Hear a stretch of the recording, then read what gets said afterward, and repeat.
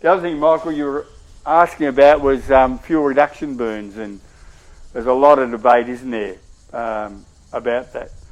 Let me just go from one thing. So what brigades do at the moment, and what Liz and I and Neville and James were doing last week at Can River, was backburning.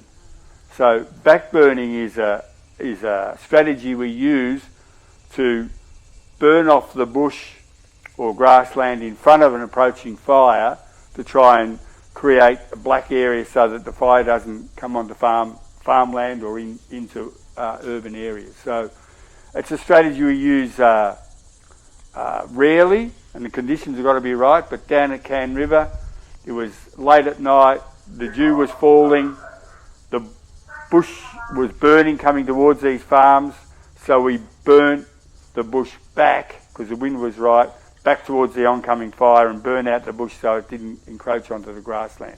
So that's backburning. There's been a lot of debate about fuel reduction burns. That's burns that we do sometimes in autumn, sometimes in spring, to burn out some bush around strategic places. Melbourne Water does some fuel reduction burns around Winnicke. There's debate about that.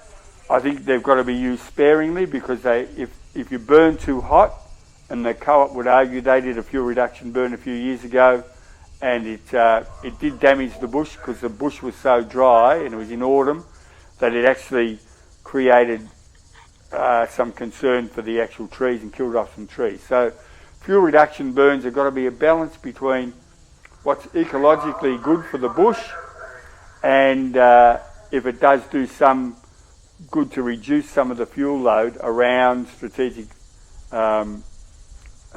places like houses or the Winnicke Reservoir, around power lines, etc. So that's a fuel reduction burn. The brigade's interested in, has talked to about with Victor from Cape York and the Wurundjeri about Indigenous burning. I think that's got a lot of promise for it. We tried a bit of an approach like that up in Christmas Hills in a couple of places where that's a much more gentle burn. You use natural burning brands, and you just burn some of the grass and the leaf litter, generally in winter on a dry day, and it just burns through the bush.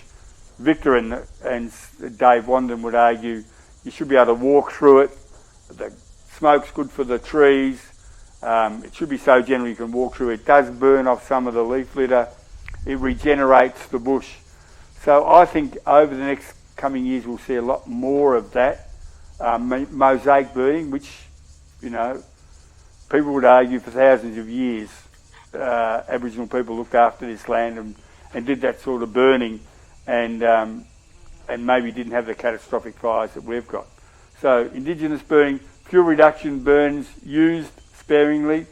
In a big fire like the one that attacked Mallacoota or the southeast New South Wales, no amount of fuel reduction burning is going to stop those catastrophic fires.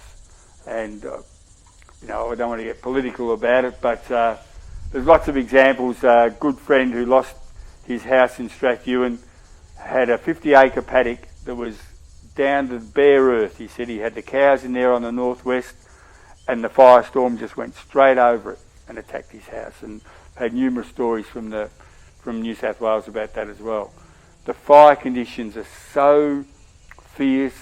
The tornadoes that are set up when the pyrocumulus sort of clouds get above these giant fires are so powerful and strong that no amount of fuel reduction burning is going to stop those fires. So I think we've got to think about ways of looking after the bush and creating fire breaks around our house, and looking after our house and having defendable houses. But